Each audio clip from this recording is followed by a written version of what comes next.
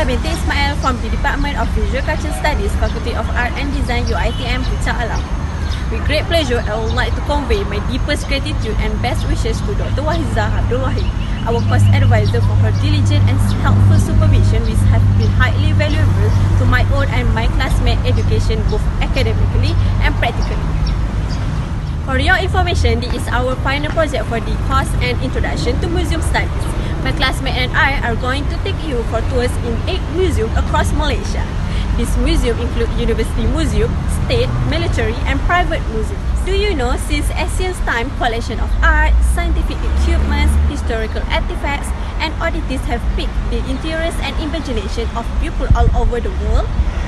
The museum as an establishment evolved from antiquity to encompass and celebrate all aspects of human society, science, art and history over time.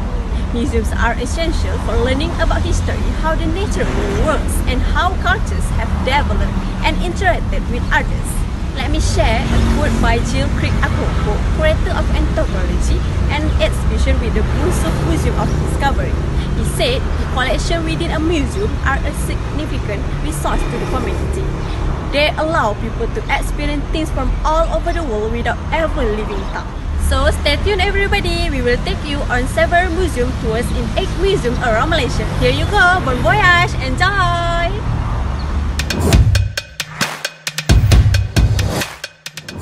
Hi, I'm Zarifa Afifa and I'm your tour guide on this virtual tour. Welcome, let us arrive at the Museum of Asian Art, known as Museum Seni Asia, located in the earliest and oldest university in Malaysia, which is University of Malaya. Let me take you to the museum.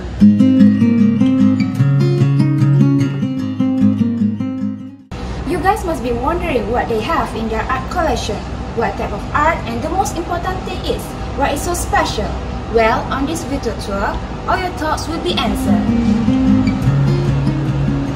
This super educational museum was founded in 1954 and devoted to Asian and local art. Did you guys know that this is not the actual place of the museum? It was actually relocated over here in 1980. The new structure was complete into 1980 in the picturesque location between the Academics and Law faculties, which is currently occupied by the Business and Accounting faculty. And most importantly, there is no entry fee. Now, let's get into the museum. As you can see, when entering the Asian Art Museum, we will see an exhibition hall. This exhibition hall is located on the ground floor. Ceramics of the Great Ming Dynasty was a temporary exhibition that ran from January 28 to March 28, 2022. This exhibition was held with a visit by the chairman of the board of directors of the University of Malaya. The exhibition takes place on the ground floor and the first floor of the museum. This exhibition guide consists of 299 pieces of ceramic, which are on the example of finest ancient Chinese ceramics on loan from Katie Choi. These ceramic pieces are private collections of Katie Choi and family for more than 100 years, covering 3 generations, starting from Katie Choi's grandfather. Majority of the pieces were acquired from the renowned art dealer City Lu from 1880 until 1957.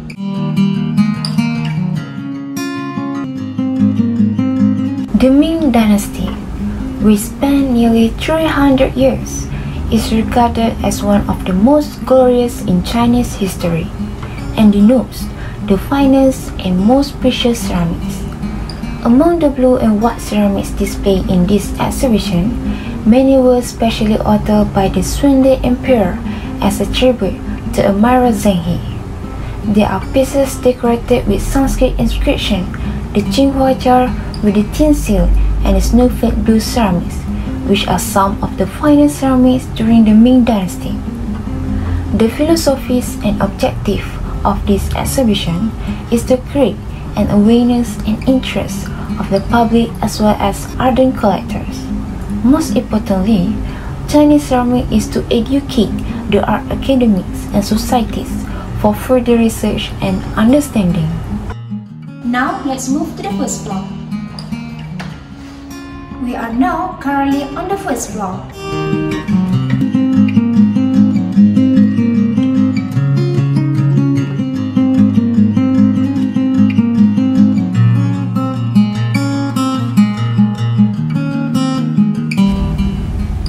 first floor hall is a continuation of the Great Ming Dynasty exhibition.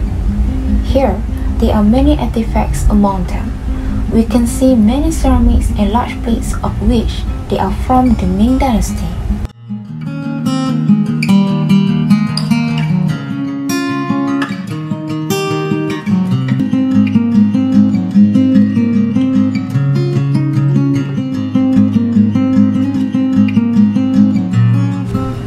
Porcelain is one of many various forms of pottery, but because of its smooth surface, pure whiteness, and translucent quality, it is frequently valued higher than others.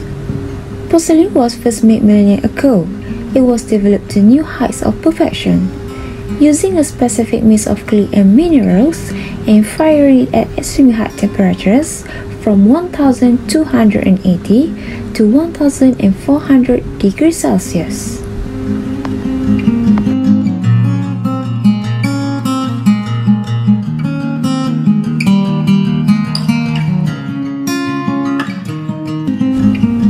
If you are interested in the world of ceramics, you might visit the Asian Art Museum to observe the current collection. The Museum of Asian Art also houses a fantastic collection of ceramics with a wide range of themes and shapes. This is your chance to see previous folks' inventiveness in producing ceramics motif.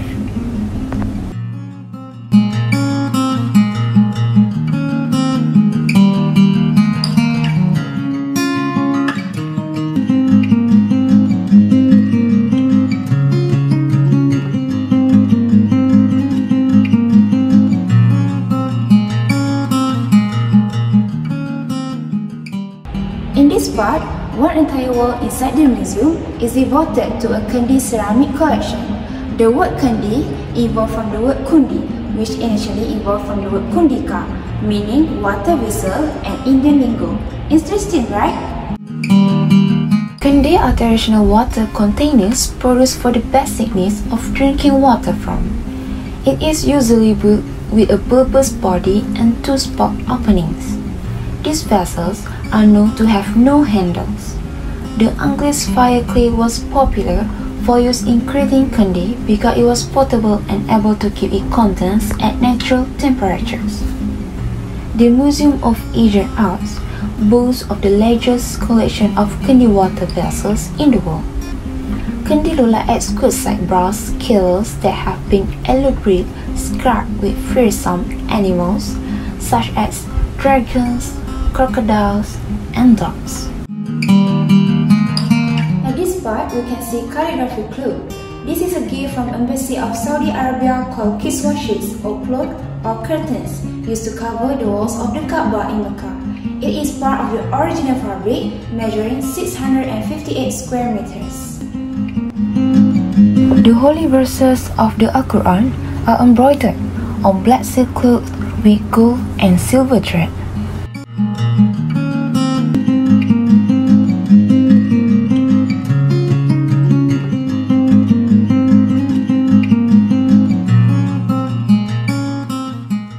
This section contains the exhibition poster that have been displayed throughout the museum's operation.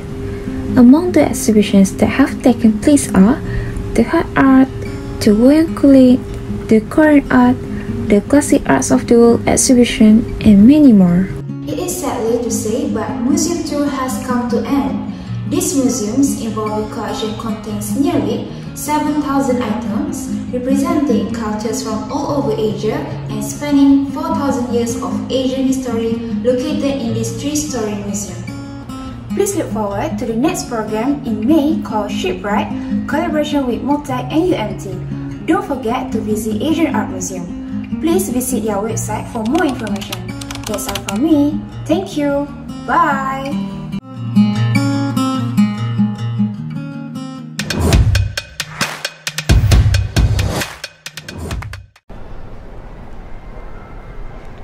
Hello and welcome to Minnature Malaysia located in Sungai Wang Plaza, Bukit Bintang here in Kuala Lumpur. I'm Fatin Amani and I will be your tour guide on this virtual tour. Minnature Malaysia is the largest permanent indoor miniature exhibition in Asia. This place houses the fine collections of mini world representing unique Malaysia culture, history and heritage told through the voices of local creators. It is divided into 4 different zones: A Taste of Malaysia, Minis in the Glass Wall, People of Malaysia series and Heritage Architecture and Buildings of Malaysia. We can rediscover Malaysia at our fingertips. Sounds intriguing? Now, let's explore the amazing miniature world together.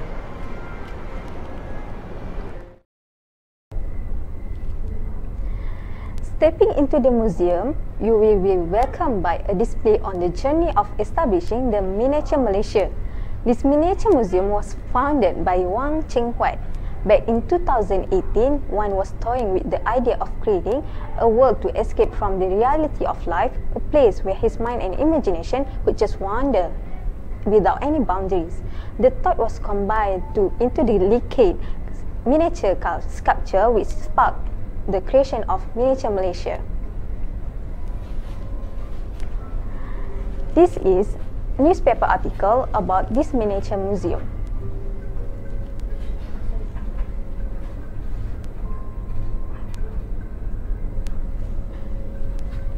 So, now let's visit the galleries.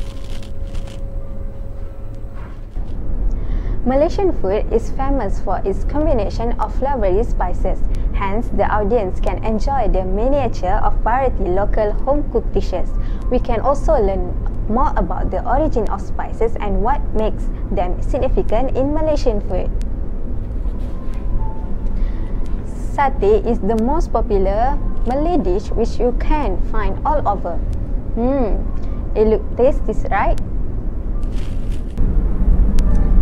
This Taste of Malaysia section is fantastic, with detailed miniature depicting the richness and wonderfulness of Malaysian food. Now, we are at second galleries, which is Minis in the Glass Wall.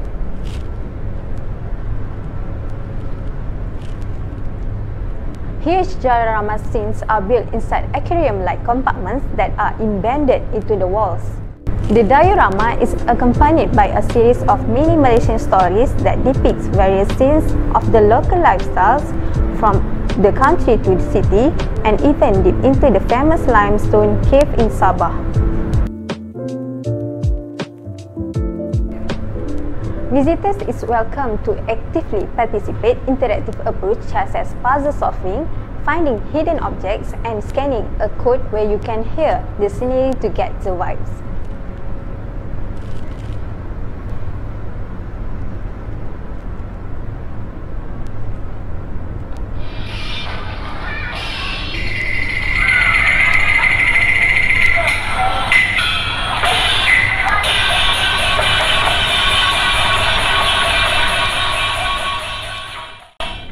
Moving on to a huge exhibition of miniature.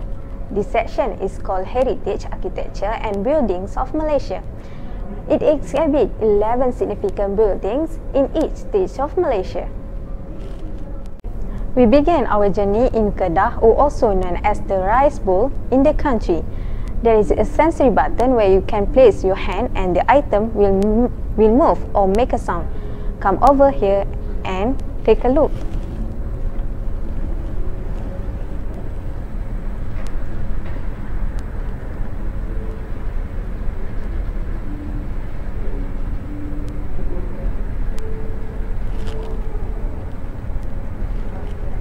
Over here, we have Pulau Pinang. Here, they display the State Heart Georgetown, which almost all Malaysians agree is a food paradise.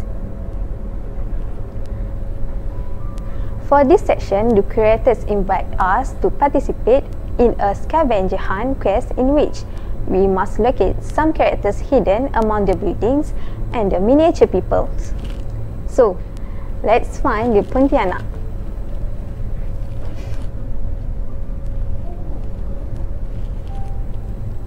The exhibition highlights Malaysian ethnicity through traditional clothing. As we know, Malaysia is a multi-ethnic country with 3 major ethnic groups: Malay, including Bumiputra, Chinese and Indian. The wonderful thing about this collection is that we can rediscover and recognize beautiful and colorful Malaysian ethnic groups such as Baba Nyonya, Kristang, Semang, Kenyah, Iranon, and Lun Bawang. Moving on, we have arrived in Malaysia capital, Kuala Lumpur.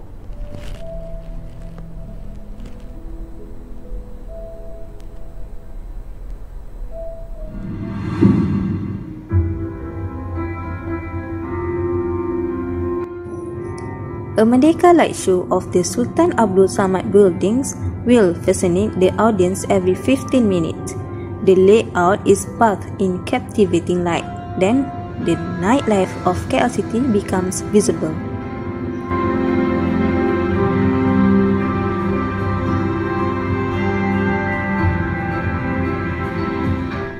Into the next one, we can see the bright mini architecture of the largest port in Malaysia, Port Klang. Here is a mini funfair park. You can touch the sensory button for the surprise.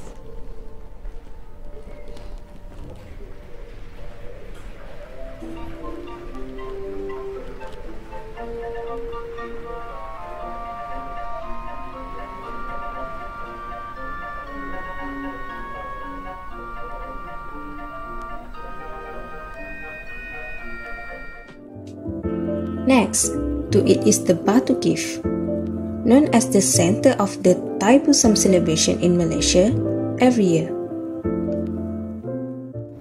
Our final location brings us fly to Sabah and Sarawak. The Astana, which is displayed here, is the one official residence of the Yang di-Pertua Negeri Sarawak. More miniature buildings created for Sarawak include the Kuching Old Post Office and the Sarawak Muzium Complex. As for Sabah, the Sabah Art Gallery is one of the kind architecture. Sabah section also include the Art Kitchen, Clock Tower and the Kundasang Cow Farm.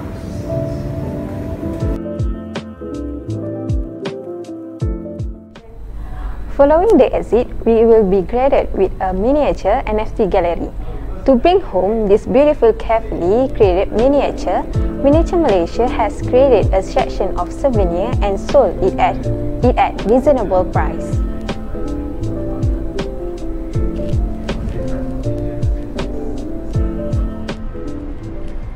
Minnature Malaysia offers the visitors to see Malaysia in one go. Through the art of miniature, visitors can see Malaysia's most popular attraction and the heritage of its stage. It will be an unforgettable and educational experience for all ages. To convey this incredible museum in one short time is impossible, so just come and see for yourself. Good news is the museum is open daily including holidays. Although there are fee charge for the entrance, but the miniature experience is priceless. So, what are you waiting for? Head to Minnature Malaysian Facebook for more info. Hope to see you there. Bye!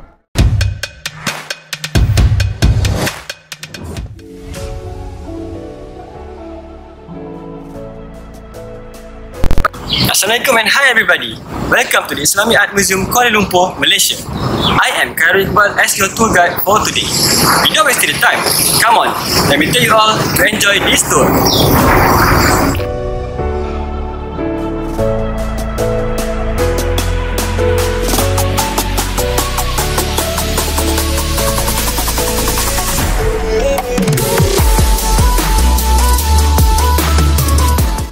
Islamic Art Museum was established in December 1998 and covers an area of 30,000 square meters. In addition, the Islamic Art Museum also has more than 12,000 artifacts, as well as a library complete with reference materials related to Islamic art.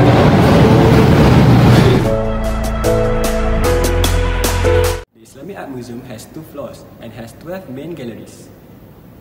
For the first floor, the first gallery is Architecture Gallery, a unique gallery that features the architecture of mosques and mausoleum from around the Islamic world.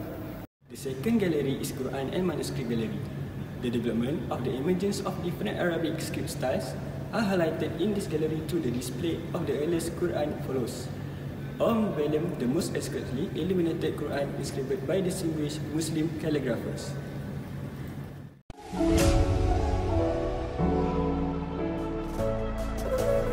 The third gallery is India Gallery.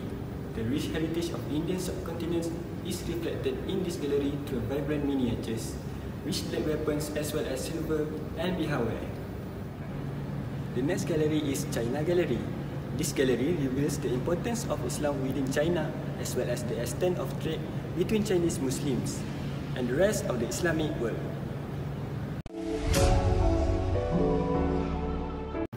The last gallery in the first floor is Malay World Gallery. The gallery displays the influence of Islam on Malay arts, depicted in textiles such as lima, weaponry such as keris, and household decoration, as well as special highlight on Malay wedding traditions. The first gallery on the second floor is Jewellery Gallery. The refined and opulent jewellery from the Islamic world is on display in this gallery. The second gallery is Textile Gallery. This gallery exhibits early Islamic textile fragments as well as sumptuous costumes and furnishings, using decorative techniques such as embroidery, applique, and ikat. The third gallery is Living with Wood Gallery. There are stunning carved and inlaid box, cabinets, and other examples of the wood covers art and displayed in this gallery. The fourth gallery is the Arms and Armour Gallery. The aesthetic quality of the ultimate symbols of power is demonstrated through ornamented firearms and edged weapons. The fifth gallery is Coin and Seal Gallery. The gallery maps the development of coins from the highly calligraphic design of early Islamic dynasties up to the more universal look of contemporary currency. The next gallery is Metalwork Gallery. The tradition of metalwork with superb casting and exquisite inlays in gold and silver is presented in this gallery. The last gallery on the second floor is Ceramics Gallery. The art of pottery in this gallery is shown through both techniques and on ceramics such as Islamic and lusterwares.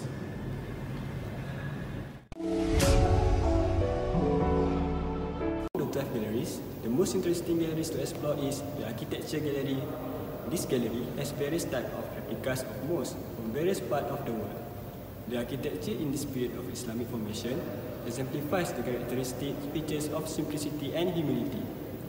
If you are planning to visit this gallery, you can see more than 10 types of mosque replica from various countries, such as the architecture under the Umayyad dynasty, Central Asia, Malay Mosque, and many more. Apart from that, you can see some replicas of mosques that are very interesting and beautiful. Among them are Said Zayed Mosque, Al-Haram Mosque in Mecca, and Tengkara Mosque in Malacca. Besides, you also can see the Mamluk-inspired fountain, the marble column, carved marble dadu, and much more.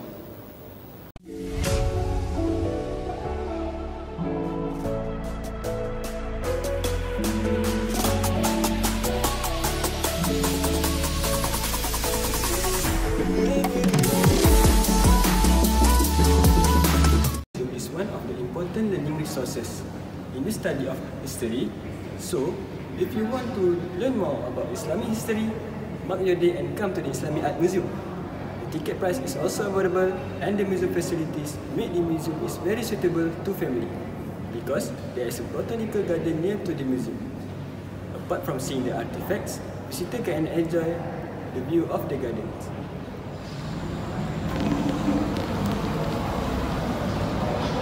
So, what are you waiting for? Grab your ticket and book your date now.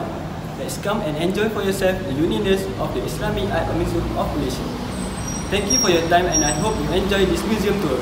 Goodbye.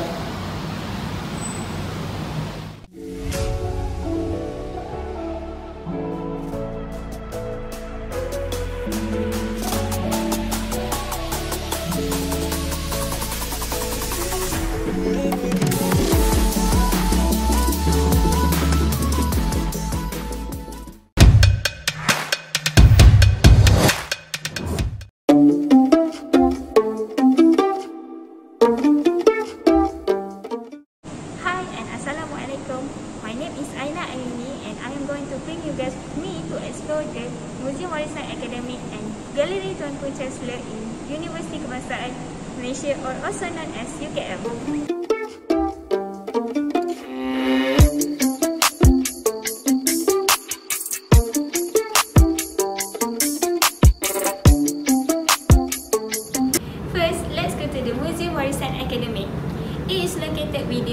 Chancellor at level 6 of the building. According to UKM, the vision of the museum is to preserve, collect, conserve and showcase the heritage of National University, which it is valuable in recording the timeline of global change from the past until now.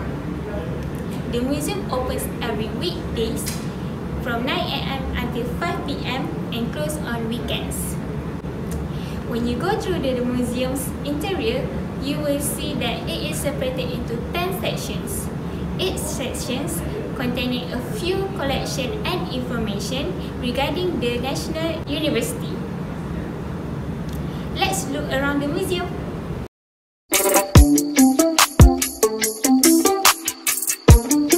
It is common for university to hold a convocation ceremony to honor the graduating students. The exciting part for UKM in honoring their student is each faculty has their own colour for the graduation gown. The gown is a fabric in a range of colours depending on the faculty.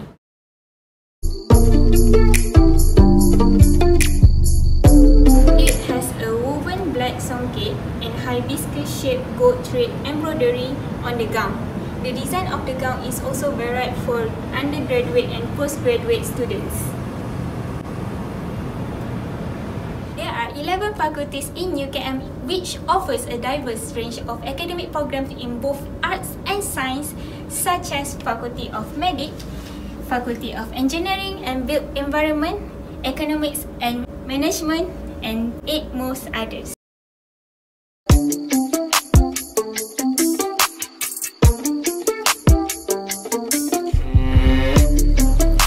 UKM is indeed a place that created a successful figures that strive for the excellence of the university. Each of the faculty here represent their contribution in the form of academic writing or material that are useful for the learning of students.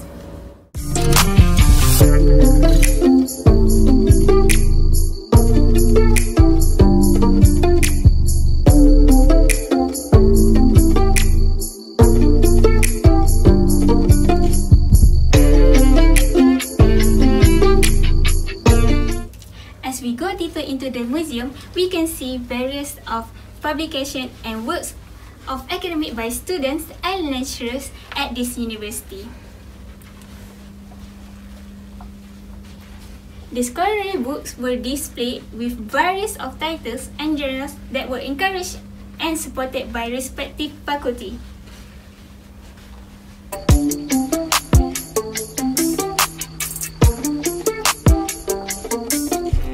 This is the collection of inaugural lecturer from UKM. Professor Dr. Muhammad Naqib Al-Atas is the first person that started this collection.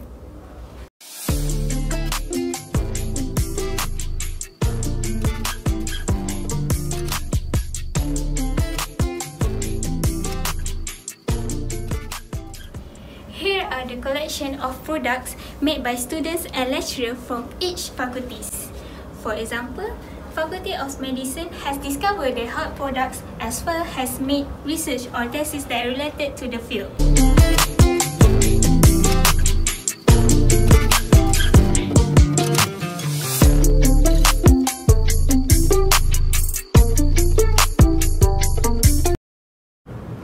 Afterwards, you will discover a section on one of the special programs held by UKM. This is significant as it is participated by one of the well-known figures in Malaysia, which is Datuk Dr. Sheikh Muzaffar Shukor Al-Masri. The famous astronaut is one of the UKM's graduates who participated in the programs, experiments and activities. This site displays mainly the medical activities between Datuk Dr. Sheikh Muzaffar and the students of UKM. The following section is located by far on the right side of the museum. This section is a dedicated section of achievement and acknowledgement that UKM has successfully achieved through the years. This section displays UKM achievement in which they were rewarded with medals.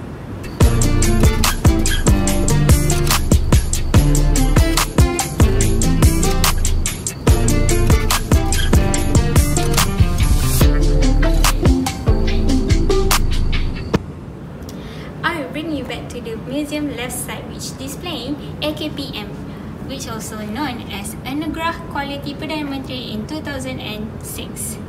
This ceremony highlighted UKM on winning award for the qualities and management. It is one achievement as the award was delivered from the former Prime Minister Tun Abdullah bin Ahmad Badawi.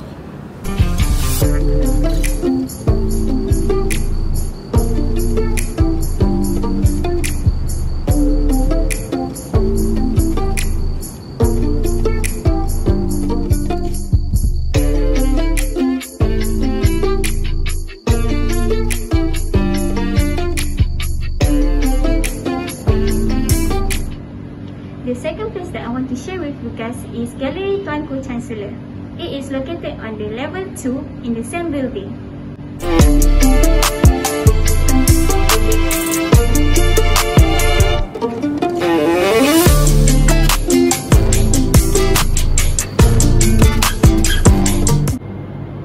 This gallery displays the historical development of UKM.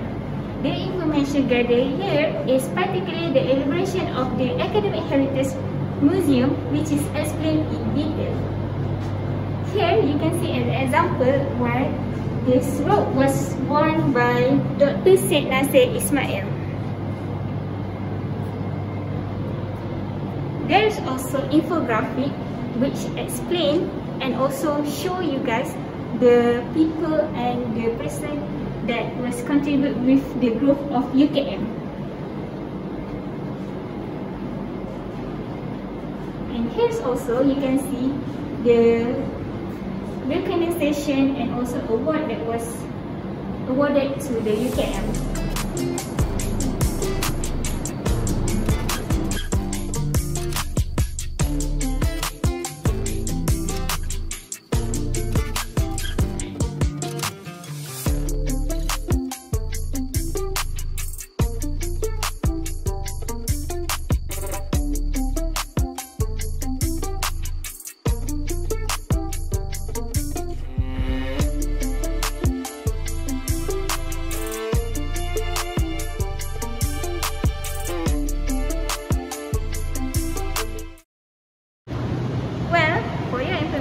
There are more museums and galleries under UKM that can be explored other than what I just showed just now. Muzium Warisan Akademik is just the right place if you want to get all the information regarding the university. In my opinion, even though the museum space is limited, it still provides a complete experience for the visitors. I hope this will inspire you to appreciate and visit more university museums in Malaysia. Thank you!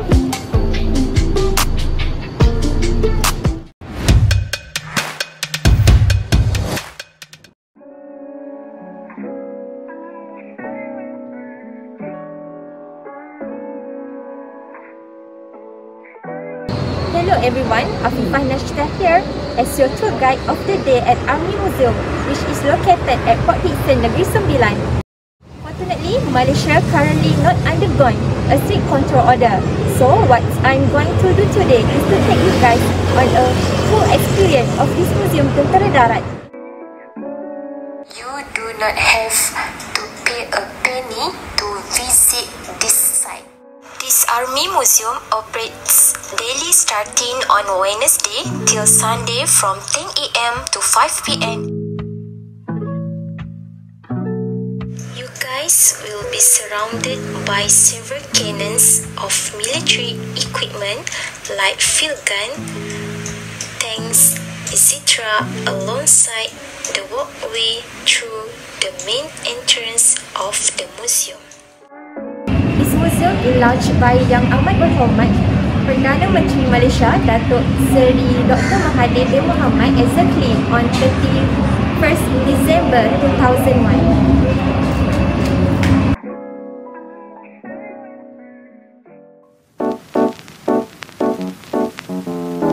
This is the entrance to the main building of the museum. In this section, you will see military components that are used by the regular armies in this country. It portrays the origins of the soldiers of Malaysia.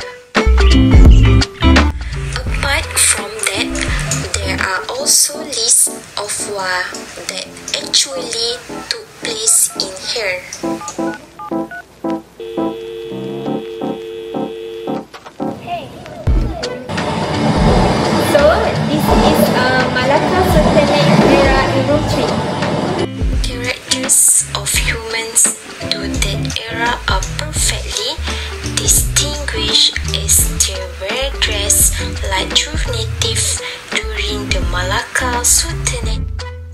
This is so Kotovo, Mesule MKT.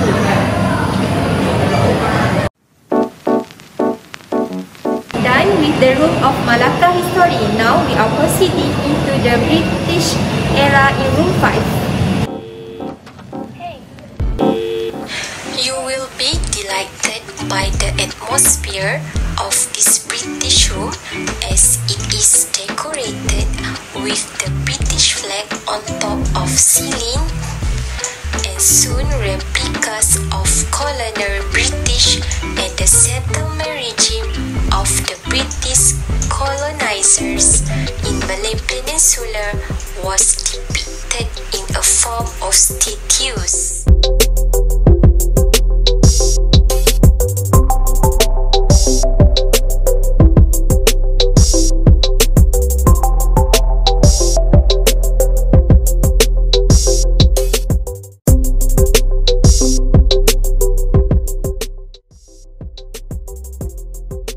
After this, we will dive deeper into the era of the formation of the Malay Regiment, which is located downstairs of this double-story building in room 6.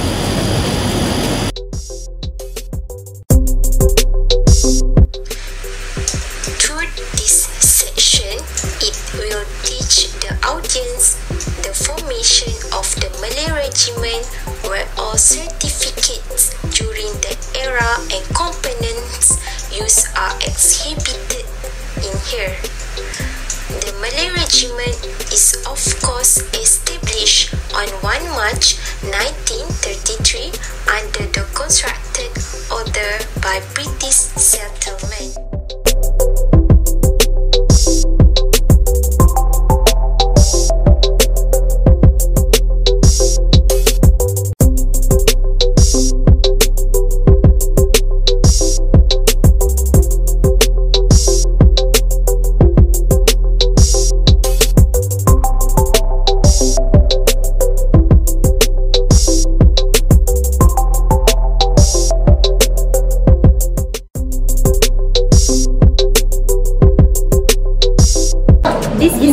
Underground tunnel. It is used during the moment of the communist regime. Let's go.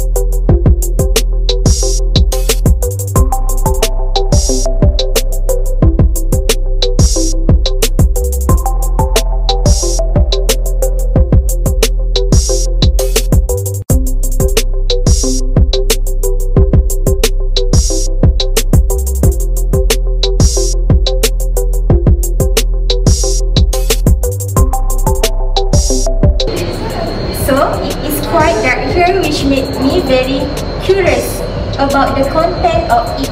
So let's go down in here and find out what it is about.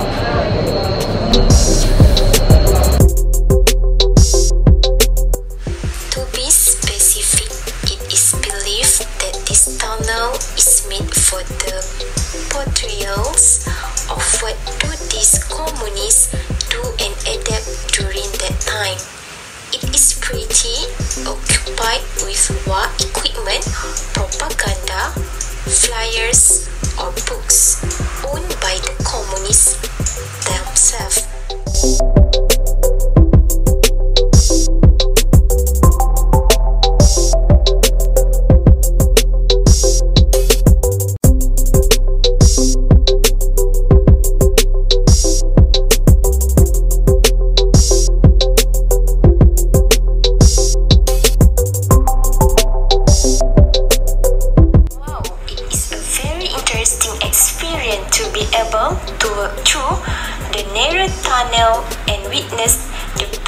Of the communist regime.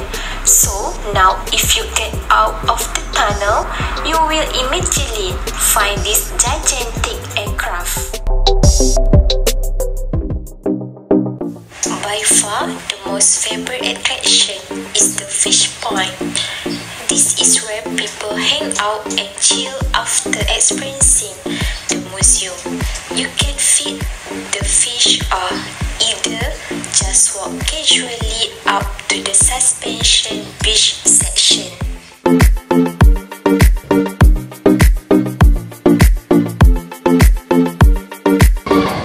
museum as well, you can also experience the suspension bridge.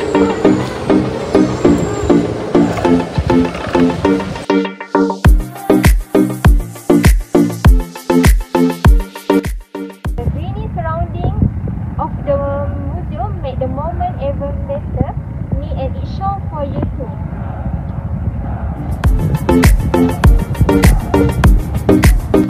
You will find several helicopters that you can experience sitting on and acknowledging all that work done in handling aircraft.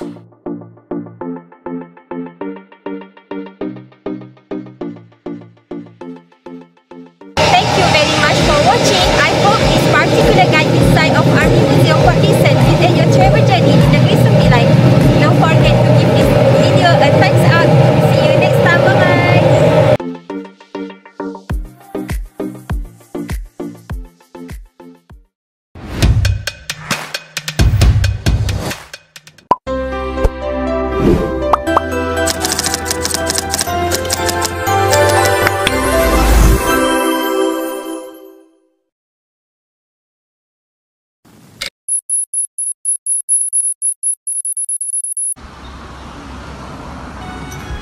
Assalamualaikum and hi everyone. My name is Nur Aisha Syafiqah binti Anwar. I am the guide to introduce Muzium Pendidikan Nasional to you all.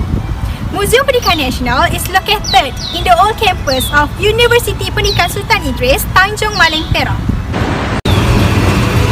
Currently, I am standing right in front of Suluh Budiman Building, which was gazetted under the National Heritage Act 2005 as the National Heritage Building in 14 February 2009. After that, the building conservation, exhibition space and infrastructure were set up to meet the requirements of the implemented museum.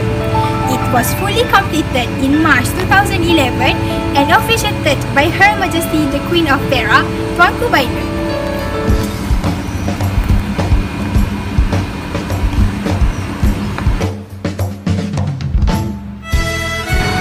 This museum has one theme exhibition space and 20 permanent exhibition galleries. So, let us check it out one by one. For your information, the original building of this museum is known to be Sultan Idris Training College, SITC. The main building of SITC, Suluh Budiman, was designed based on medieval Gothic Dutch architecture and can be clearly seen in the designs of Notre Dame Church in France and Salisbury in England. The first gallery exhibits about Malaysia early education back in the British colonial era started with non-formal education and then turned to the formal education like English and vernacular school.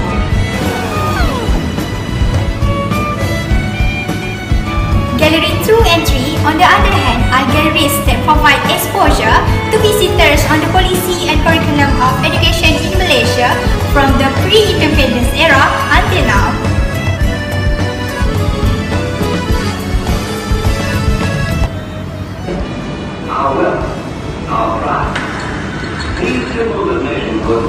The following gallery is quite interesting as it shows the history and development of schools in Malaysia from the pre-independent era until today.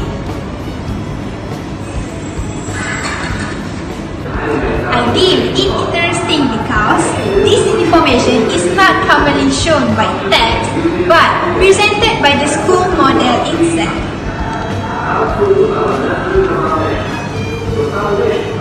Here, I can learn about the factors that influence the design and position of school in Malaysia, including the expansion throughout the state with various types of school such as Pondok School, Malay schools, English schools, Chinese and Tamil schools.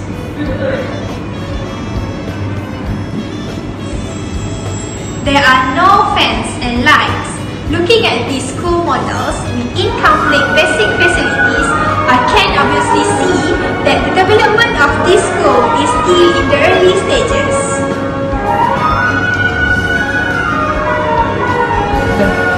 Gallery 6 is historical gallery that explains the public and private institutes of higher learning in Malaysia.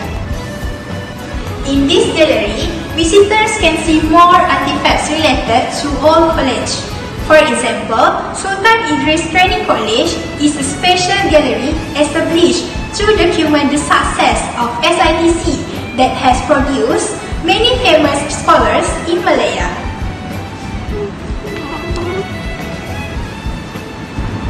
As the gallery before explains about higher education, of course, there is also a gallery that shows the history of establishments of institutions and the legacy of history of teacher training in Malaya. Among the IPGs involved are IPG Campus Bahasa Melayu, IPG Campus Kota Baru, and IPG Campus Tengku Ampuan Hafsan. Okay, right now, I am in one of the most popular galleries in this museum, which is dedicated to Zainal Abidin Ahmad, or also known as Zafar. Zafar is a permanent nationalist who contributed greatly to the modernization of the Malay language and grammar publication. In this gallery, there are exhibitions of some heritage items left by Zafar. Some of them are something that he has used in his daily life as writer, such as spectacles, typewriters, pens, and some papers that he has written. Other than that, this gallery also exhibits the history, photograph, and artwork collection that will contributed by Zafar back when he still worked at SITC in 1924 until 1939.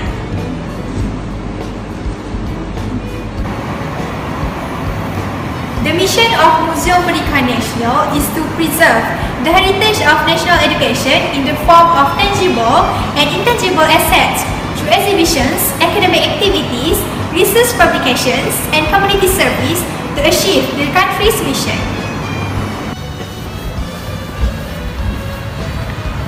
This is achieved by maintaining and preserving its history and glory of global changes in the past, present, and future.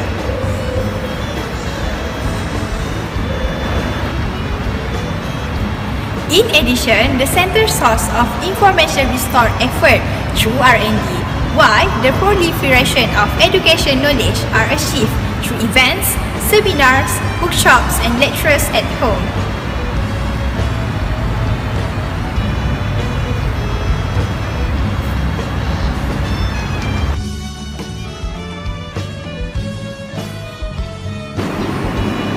The ability to bring history to life in the form of a time tunnel is possessed to create its own unique form of tourist attraction.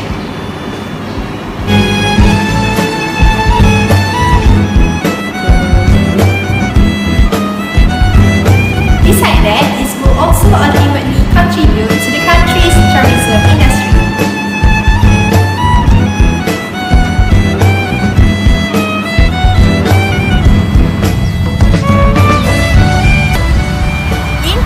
The Muzium Pendidikan Nasional plays an important role as an archive of knowledge resources. It is also a tribute to the world of national education, as there are many exhibitions of old and new treasure that represents Malaysia's education achievements from before independence to the present. The existence of each gallery in this museum will not only help the public in understanding the history of education in Malaysia, but also help in acknowledging figures who played significant roles in national education. There is no doubt about how important an education this museum is. I hope this tour can inspire people to appreciate the museum and be attracted to go to the Muzium Pendidikan Nasional. I think that's all from me. Thank you. Bye-bye!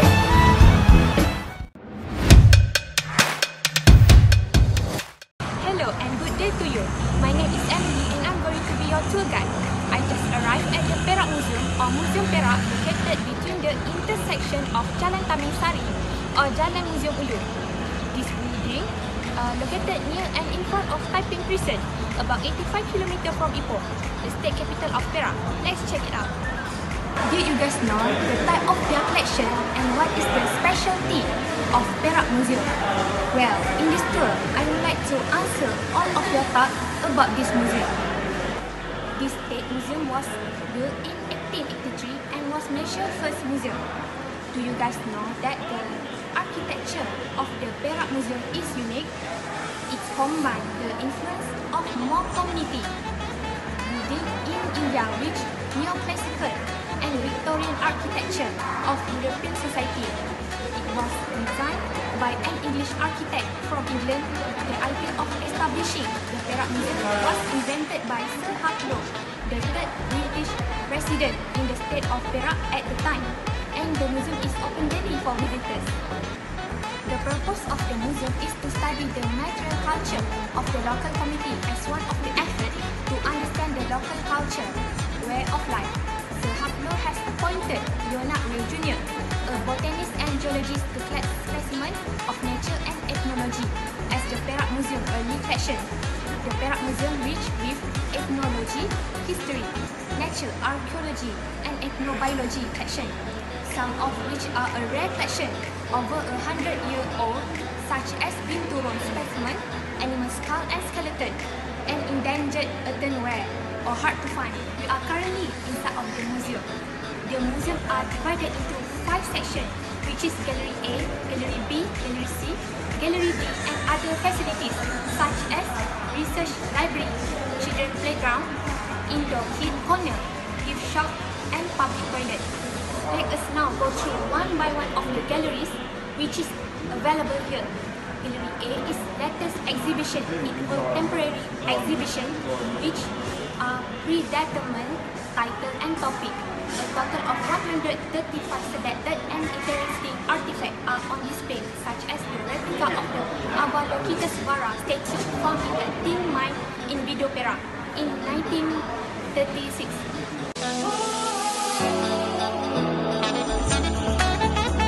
For the Gallery B, the Nature Gallery displays a broad collection of animal specimens, marine life, and animal skeleton. A total of 242 specimen collections are exhibited in this gallery, including collection of bird, fish, and marine life.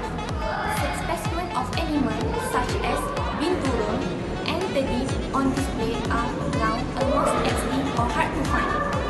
One of the main attractions in this gallery is the copper crocodile skeleton and the longest beetle in Asia. Now, we move to Gallery C. The Cultural Gallery exhibits a variety of Perak culture and heritage artifacts. This gallery displays a collection of artifacts from various activities of copper, silver, cutam, tekatan, weaving, Perak Malay clothing, and so on. Apart from that, there are exhibitions of traditional games such as congkak, wau, gasing, sepak raga, as well as wedding exhibition and celebration of the Malay, Chinese, and Indian communities. There is also a diorama segment of traditional metalwork. One of the main attractions in this gallery is the cutam artifact, which is a mixture of gold metal with silver as well as seni tekatan.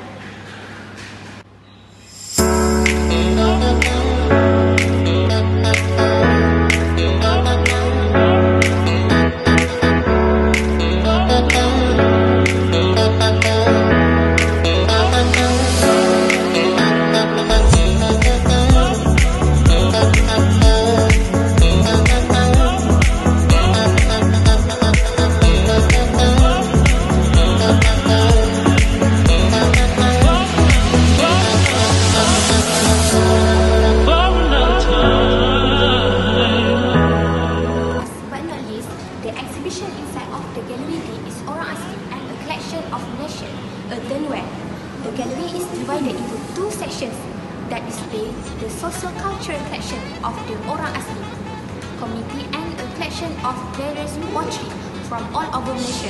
The Orang Asli community features various collections of unique artifacts such as sumpit, jerat, topeng, wood carving, craft, and others. While the pottery section features various collections such as labu sayur, terenang, vases, and so on. One of the main attractions in this exhibition is the collection of water guard artifacts and wood carving. of the orang asli community.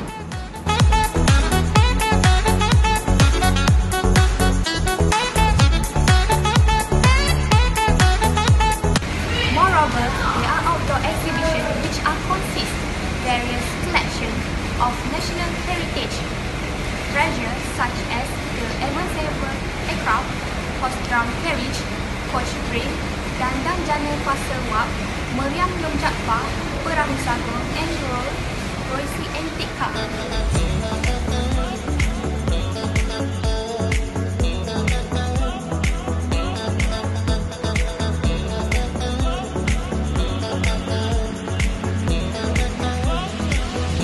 But not least, if you intend on visiting this museum, bear in mind that the greatest way to repay nature is to take care of it and not litter while travelling.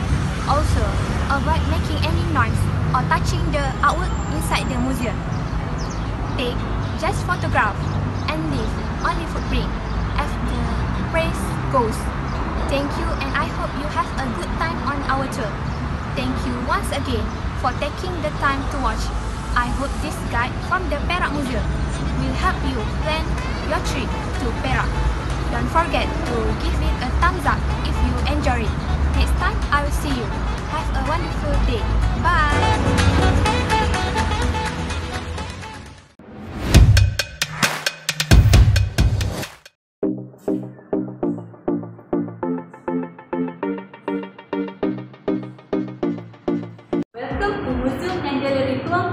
Universiti Sains Malaysia. Assalamualaikum, my name is Miss Karunisa. I am going to take a look to see what interested in this museum.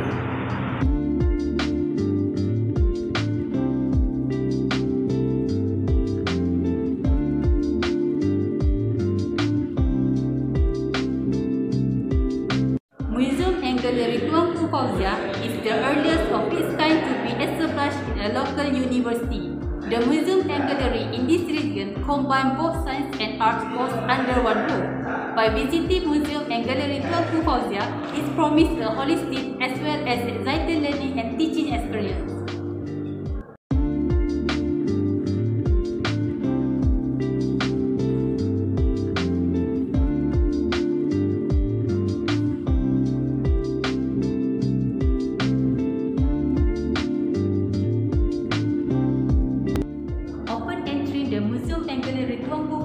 The first thing you will notice is there is an information counter on the left side.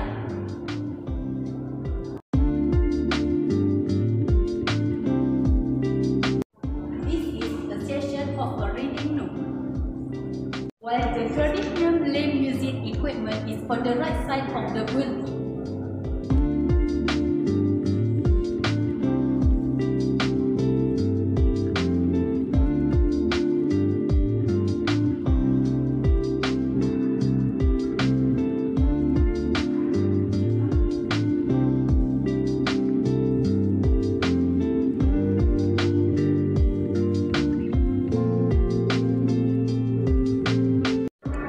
The opposite part of the entrance has three different sections. The first section showcases several types of wayang kulit.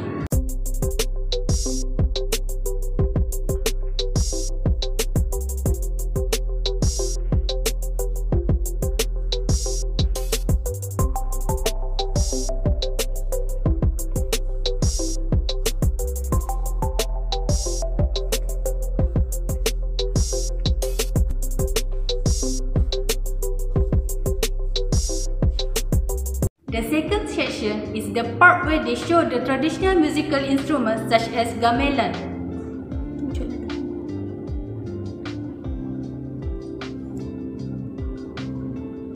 The last section shows an introduction and description of wayang kulit.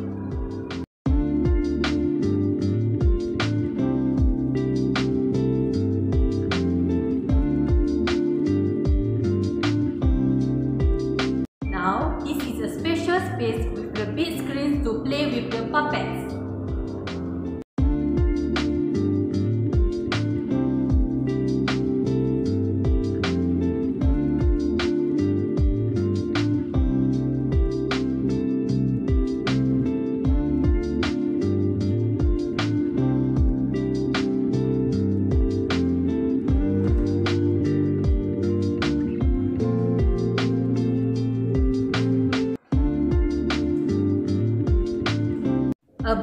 cabinet of food can be seen at the entrance hall that connects to the space into the wayang kulit.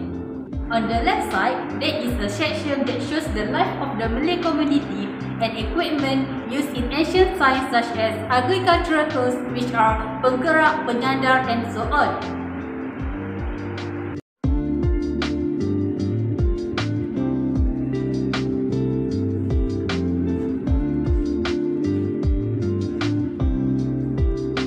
On the right section, there is various equipment and further fishing such as nets, hooks, and so on.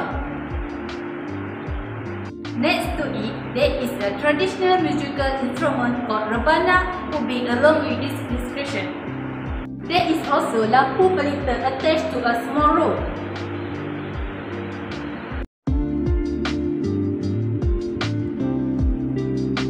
In this small room has an illustrated painting of a man standing while cross-armed and a woman sitting cross-legged. The walls of the room are made of wooden planks. There is also a section that tells the introduction about the makyun and some types of traditional makyun clothing for men and women. There is also a section that showcases the atmosphere of Pendidikan. The three different sections for the traditional musical instruments were placed alongside each other. The first section contains musical instruments such as the tetawa, gong tembaga, and others. There are other musical instruments in the second section including the gegombak and gendang, as well as rebab, gambus, and others. The last section consists of saper, mandolin, as well as a description of kuda kepang. The middle section exhibits several collections of graves and descriptions of Malay weapons heritage, as well as how to wash graves using lemon.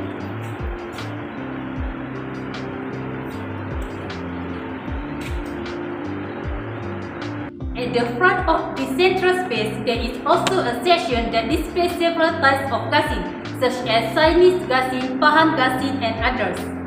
This is the Islamic art gallery. In this art gallery, it displays a few unique items such as the Chinese calligraphy by Kampung Harada, gemstones, calligraphy stationery, and pottery. This is measuring equipment, sword, and the copies of the Quran.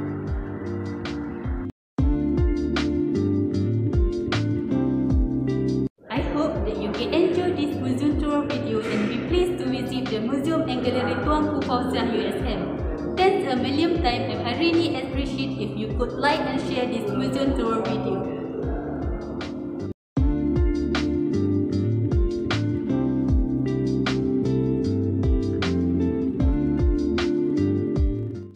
Hey, hi! I believe my classmates shared some valuable info regarding museum in Malaysia.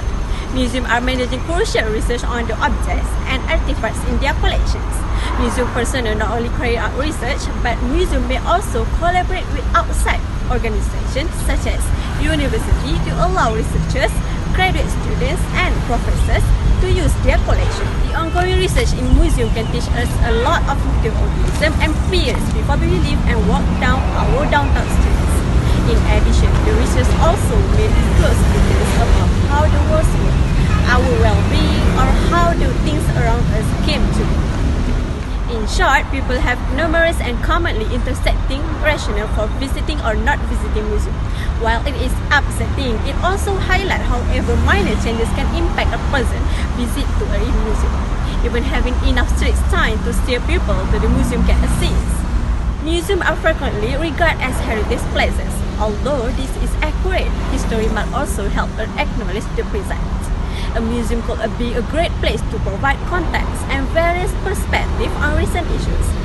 The news is rife with stories about immigrations and cultural backgrounds. However, not everything has to be about world issues.